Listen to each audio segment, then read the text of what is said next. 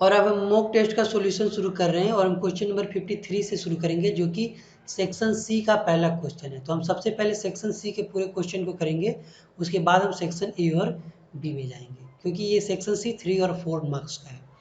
अब यहाँ देखिए कि आपसे पूछा गया है कि इस इक्वेशन के बारे में ये कौन सा रिजल्ट सही है, यानी कि आपको बताना है कि intercept significantly statically different from zero है कि नहीं। अब डिफरेंट फ्रॉम जीरो होने का मतलब हुआ कि एक तो ये आपको दिख ही रहा है कि ये जो इंटरसेप्ट है, जैसे इसको हम इंटरसेप्ट कहेंगे 33/7.75 को, और 3.25 को हम स्लोप कहते हैं।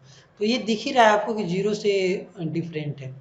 लेकिन स्टैटिकली डिफरेंट होने का मतलब कुछ और होता है, जिसको हम टी टेस्ट से इवेल्युएट करते हैं या जेड टेस्ट से इवेल्युएट करते हैं। उसके पीछे बहुत सारे कंसिडरेशंस है, तो उसे मैं भी एक्सप्लेन नहीं करूँगा। सिंपली आप समझिए कि यहाँ पर टी टेस्ट का यूज करना है, क्योंकि सैंपल साइज 30 से कम है। अगर 30 से ज़्यादा होता तब हम जेड टेस्ट का यूज कर सकते थे, लेकिन अभी हम टी टेस्ट का यूज करेंगे क्योंकि सैंपल साइज सिर्फ 20 है। तो अब टी टेस्ट में क्या करना होता है कि अब जैसे कि आपको चाहिए कि ये जो बीटा इंटरसेप्ट है या फिर ये स्लोप है, ये सिग्निफिकेंटली डिफरेंट फ्रॉम जीरो है कि नहीं। तो हम सबसे पहले एक नल हाइपोथेसिस लेंगे, जिसको हम एच जीरो से डिनोट कर सकते हैं। अब जरूरी नहीं कि एच जीरो से ही आप डिनोट करें, अब जैसे भी डिनोट करें।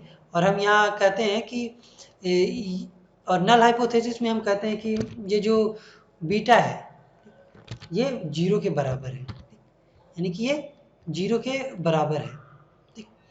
और इसी तरह हम इसका भी लेते हैं, यानी बीटा b1 का, ये इंटरसेप्ट था, अब हम स्लोप का ही ले लेते हैं, यानी यहाँ 1 लिख देते हैं। इसको भी हम मान लेते हैं कि जीरो के बराबर है, यानी कि it is statically equal to zero. It is, तो और हमको निकालना क्या है, क्या ये स्टैटिकली डिफरेंट फ्रॉम जीरो है कि नहीं। तो अब हम t का एक वैल्यू कैलकुलेट करेंगे इस डेटा का यूज करके, ठीक।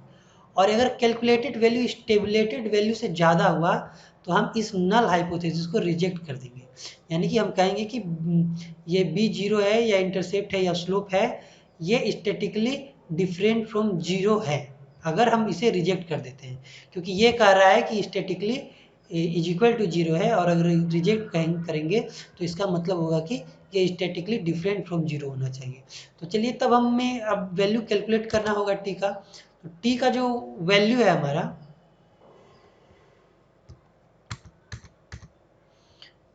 ये हमारा टी का वैल्यू है, ये हमारा टी के वैल्यू निकालने का फॉर्मूला है, ठीक। तो यहाँ हम इसे जीरो के बराबर लेंगे, ठीक। अब यहाँ मैंने कैप दे दिया था, यहाँ कैप नहीं होना चाहिए, गलती से हो गया, यहाँ कैप नहीं होगा, क्योंकि हम जो कैलकुलेट कर रहे हैं ये जो पॉपुलेशन के बीटा को हम जीरो लेके चल रहे हैं।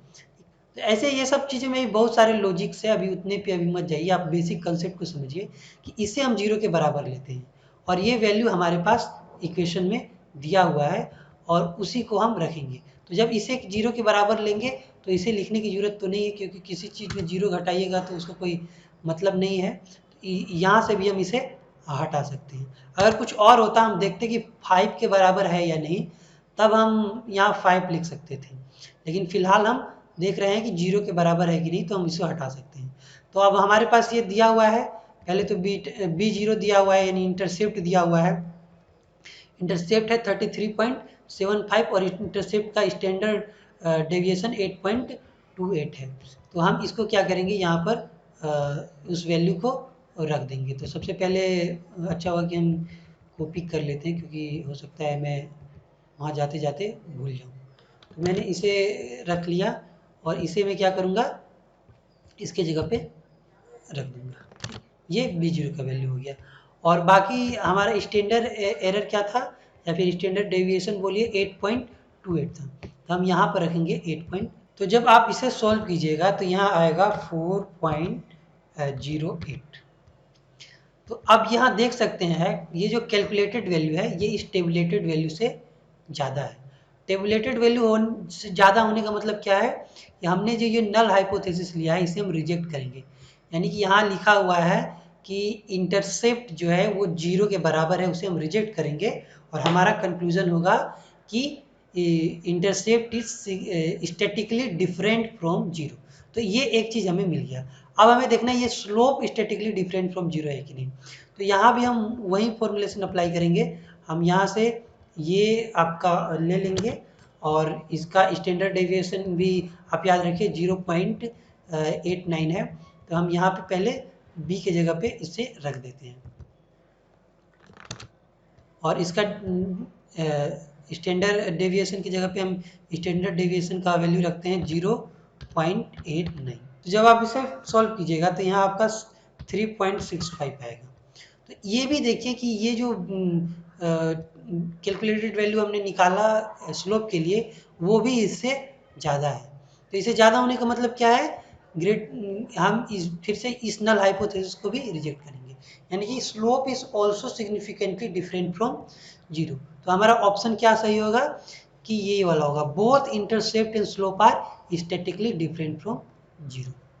तो यही ये इसका बेसिक चीज़ है और इसके पीछे तो ऐसे बहुत सारे लॉजिक है, क्योंकि ये बहुत सारे फिलोसफी इसमें है। अभी पूरा रिग्रेशन पढ़िएगा तब इसे ये समझ में आएगा। लेकिन फिलहाल आप ये ध्यान रखिए कि अगर ऐसा क्वेश्चन पूछा जाता है तो सिंपली आपको टेस्ट का ये फॉर्मूला अप्लाई करना है और इसे ही अभ्यास करके आप जाइए। हो सकता है इस तरह के सिंपल क्वेश्चन पूछ दे तो आप बहुत आसानी से कर पाएंगे।